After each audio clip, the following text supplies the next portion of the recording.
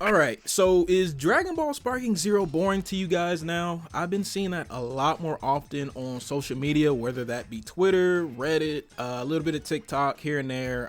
But yeah, I've been seeing it a lot more often recently, and to be honest, a lot of the things people are saying are valid. I'm not gonna disagree. There are some things that are a little, off the hinge, and they might be a little extremist with some of the stuff they're saying, but I can definitely understand why some people are jumping ship, and it's not even been a month yet. It'll probably be a month by the time I upload this video, but yeah, the game has not even been out a month and people are already switching up on the game. And to be honest, I have my own reasons on why I think this game is a little boring and it could have been executed a little bit better.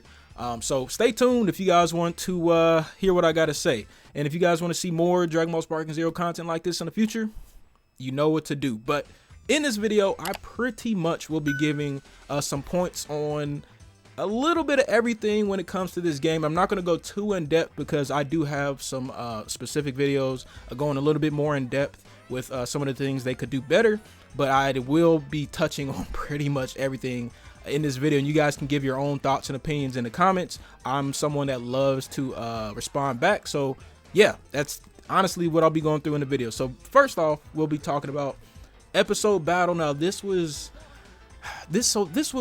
a very cool aspect of the game that I was looking forward to before this game's release. Excuse my my stick drift in my controller. That definitely, yeah, okay, yeah, all right, stick drift is going crazy right now. Basically, I thought this aspect of the game was really cool. It reminded me of the OG Budokai 3, where you could go and play as different characters in that game. Of course, it's not the exact same, but I was like, oh, this reminds me of that. And personally, Budokai 3, the OG Budokai 3 is my personal favorite. Tenkaichi 3 was like top 3, top 5 for me, but Budokai 3 was my number one, and it still is my number one Dragon Ball game. So with this piece of the game reminded me of that, I was so on board. I was like, okay, this is great. We're going to be able to play through not only just, the main characters, but also some new faces, having Frieza, Goku Black, Jiren. So a lot of the newer super characters, or not a lot of them, but some of the super characters we got to play their parts of the story. And I thought that was really cool. And not only that, we also got some what if scenarios. And to kind of touch on this whole episode battle thing, after playing through everything, playing through every story mode, I have not done every single what if scenario for each character, but it's definitely watered down. I'm going to say that. It's definitely watered down. There's definitely some things they could have done better. Of course, Goku's going to have the most fully fleshed out story, whether it's, just the regular story, and even some of the what if stuff overall is better on Goku's. The best what if scenario that a lot of people we already know, Gohan Black appears in Gohan's what if scenario. I thought that was really cool. It sucks that I got spoiled before the game even released. People were talking about Gohan Black, so that sucked that I didn't get to unlock it myself and see it for myself, but I always thought that was really cool, and it's the best what if scenario in the game. With me saying that, there's a lot of what if scenarios they could have done, and not only that, but there's also some bits and pieces of like the main story that some characters just do not have. Like Vegeta, with me being a Vegeta fanboy, why does he not have any Dragon Ball Super missions in the story? Like, I'm gonna go to the story map, right? About to go to the story map, and it stops at the end of Z. After they beat Boo, he doesn't have anything in Super, and he does have some legit moments that they could have added in the Battle of the Gods section. At the very beginning of Super, he could have fought Beerus for a fight, when Beerus slapped Bulma. That could have been a thing. And then maybe a what if scenario where Vegeta turns Super Saiyan God first and he fights Beerus instead of Goku. That could have been an easy what if scenario. Maybe they'll add something in the future for DLC. They could have easily done the tournament where Universe 6 and Universe 7 fought, where he had to fight Hit and he also fought Kaba. And then Tournament of Power, he fought Top, he fought Jiren. You get what I'm saying? There's so many things Vegeta could have done in the Super story, but I guess they just didn't want to repeat again another character. But it still doesn't make sense with Vegeta being the second main character of Dragon Ball Z. But yeah, it's just stuff like that they just did not do that didn't make sense to me. And then also, just this is the last thing I'm going to touch on, because I probably will do a more in-depth episode battle video, but Goku has in the Saiyan Saga arc, He has some interesting ones. He has one where, and we all know about this one when the trailer came out, when Vegeta had killed Krillin and then Goku turned Super Saiyan against his Grade 8 form. Well, if you guys did not play the rest of that story, after Goku beats Vegeta in Super Saiyan, Goku actually still lets him go, and then they end up going to Namek to, you know, get Dragon Balls and all that kind of stuff. And then Goku actually meets Vegeta at Namek, and Vegeta ends up turning Super Saiyan and he kills Frieza because, you know, the Zenkai boost, he was exposed to Goku's Super Saiyan power. So he, of course, Saiyans, eventually he was able to achieve that power himself. He killed Frieza, and then there's a fight. Goku and Vegeta fought in their Super Saiyan forms, which I thought was really dope, which they could have done. They could have easily did a version like that with Vegeta, and I honestly don't know why they didn't. And it's crazy that they're missing the Saiyan Saga arc, and they're also missing the Super arc for Vegeta. It's, you guys get what I'm saying. I'm not going to touch on episode battle too much more. I'm going to go into the next thing. I'm going to be honest with you guys, I have not dived too deep into custom battles yet. I probably will in future videos, but honestly, I think they're pretty cool. I've seen videos of like Rhyme Style or other creators like Syriax, Dotadoya. They've done videos like that look pretty cool, and I've actually been given somebody that follows me and that subscribe to me wants me to play one of his episode battles, which I will do in a video. So look out for that stuff in the future. And then when it comes to the battles of this game, we all know what the issues are. You know, the overpowered characters, the cheesy characters, people rage quitting online, people not running back matches. It's I mean, we know what the issues are. We know what the issues are. I really don't need to go too much in depth because we know what it is. But I will say this is something that makes the game boring for me. It's not even just the fact that people are using the cheesy and OP characters. It's just that this is something that I never got, especially leading up to Dragon Ball Sparking Zero. And I've talked about this with some of my friends. Why were so many people complaining about characters not being in the game just to use the same 3 characters in rotation? Whether they're OP or not, or cheesy or not, what was the point of complaining if you guys were only going to use the same? You get.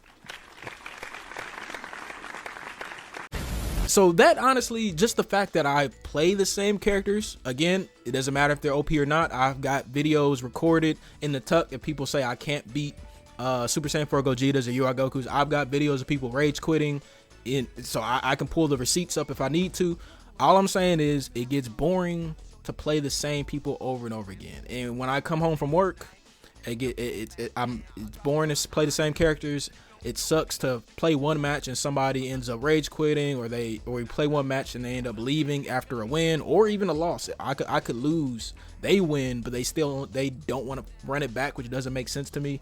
So yeah, it's little stuff like that that makes the game not so fun for me. And then when it comes to player match, you know, some people don't want to just wait in the lobby, because you can have a full lobby and then you're waiting for your turn. You could be at the very bottom, you have to wait to fight, and that takes a while. Why not have multiple games going on at the same time, and you can like customize the lobby to where you can still have that setting where everybody's waiting in line, or you can have it to where people in the lobby can just fight each other however they see fit. Easy fix. But yeah, I'm not going to touch too much on that anymore. We already know what the issues are. Now, when it comes to the challenges and missions, I mean, don't really have anything bad to say about this. I think it's a cool idea that they added just to give people extra incentives to do certain things in the game and to continue playing. So nothing bad to say about Xeno's Orders or Whis' Stamp Book. And then, honestly, the last thing we're going to talk about is the shop and customization. I was so upset when I found out 2 or 3 days later after me getting the game and playing, because, you know, when we all first got the game, we were grinding it out, whatever. After the first 2 or 3 days of playing, and I got a ton of Zenny. I also had the Ultimate Edition that gave me a bunch of they gave me the Dragon Balls to get extra Zenny and stuff like that.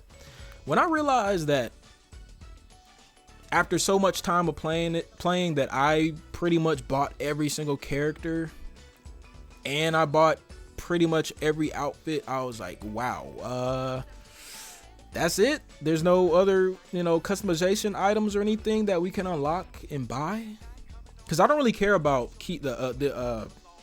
the capsules. I don't really use that online. I honestly don't really care for that. You can buy all the characters, like I said, within the first 2 or 3 days of the game.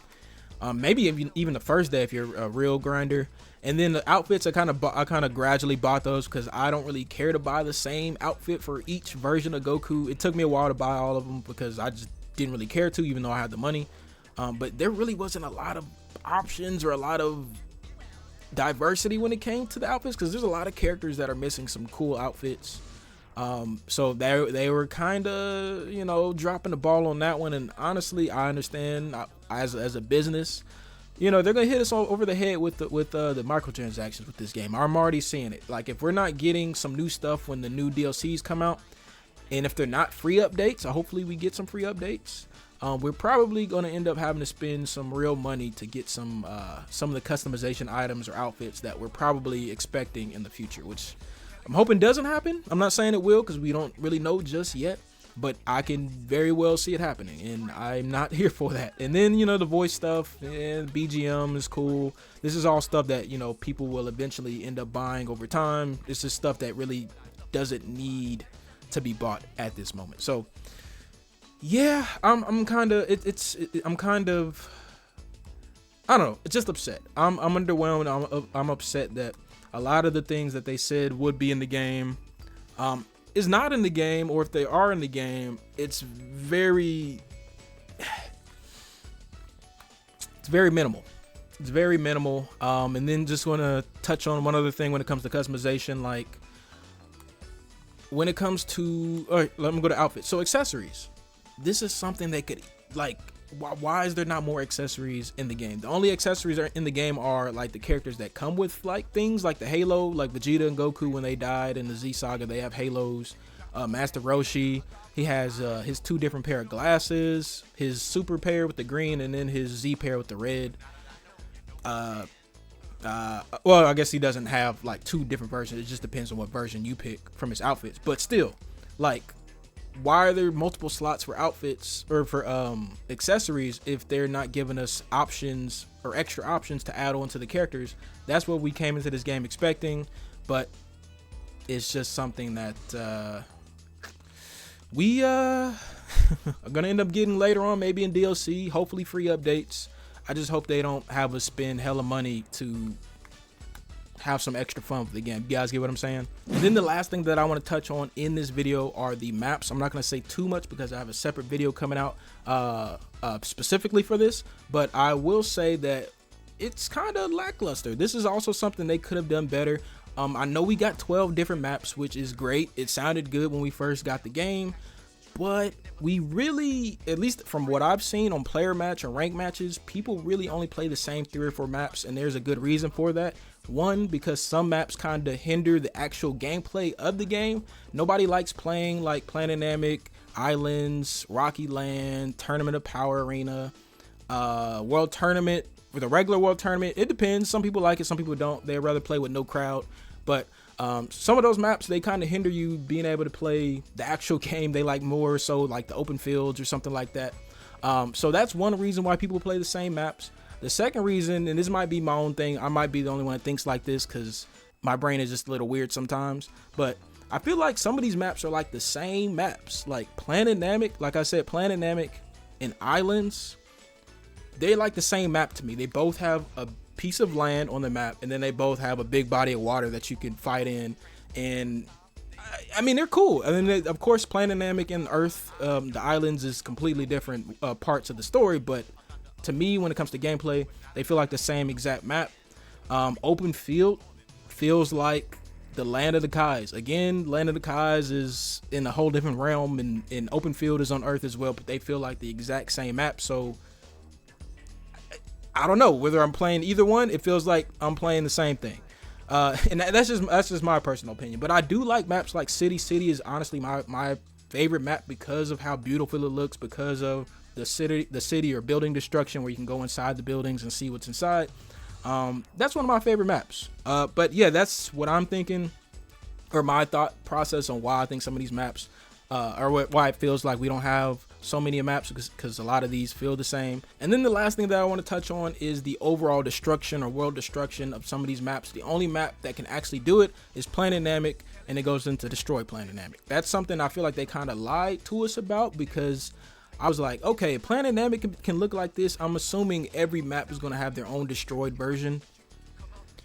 I was wrong. We were wrong.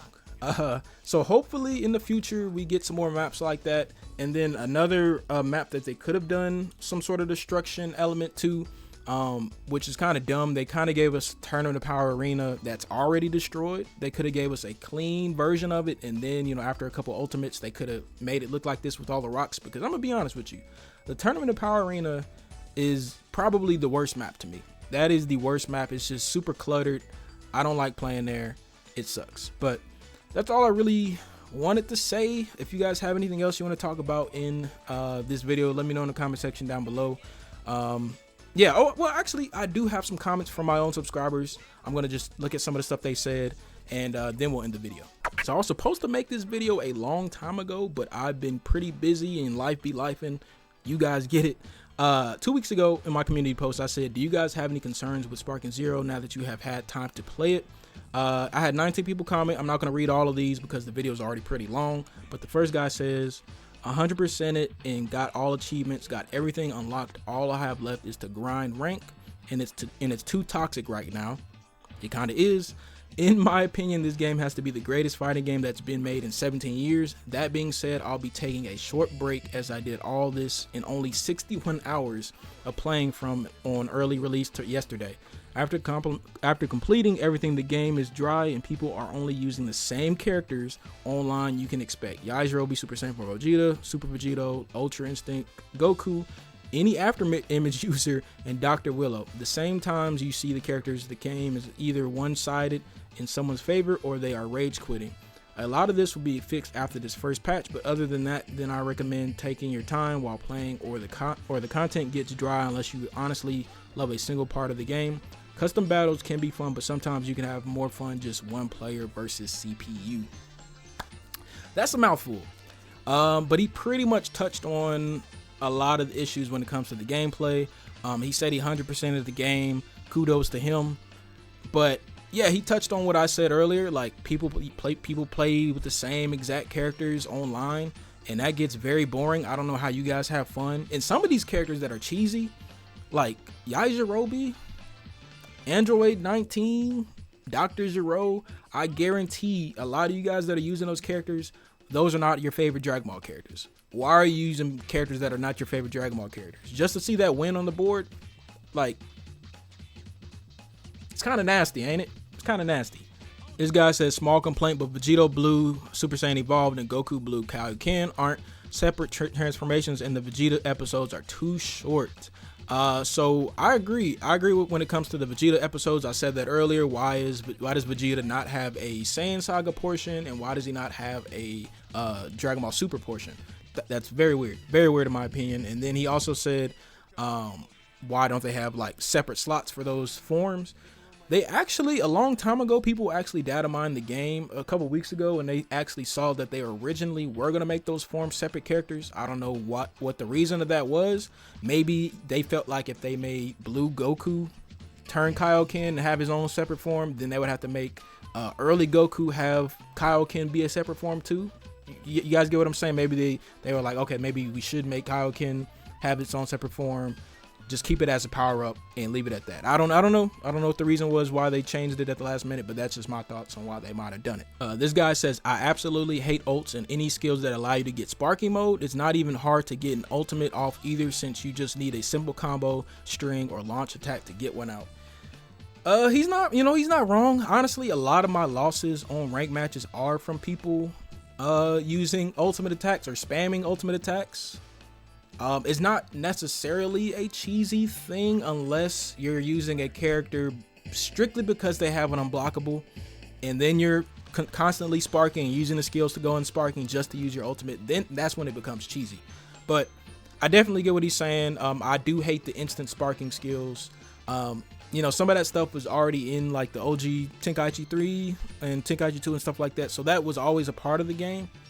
But when it comes to online, you know, people are gonna cheese the game regardless. It's just something I have to just it sucks. I'm not saying that it should happen. It's just something that I guess we all should have expected when a game 17 years ago that didn't have online now has online, and people are gonna find any way they want to find the win. That it's just what's gonna happen, and it sucks. It sucks. That's all I can say, really. And then this guy says more maps. Like I said, I'm not gonna read every little bit of what everybody said, but that's pretty much the general consensus, and I pretty much touched everything that they said in this video.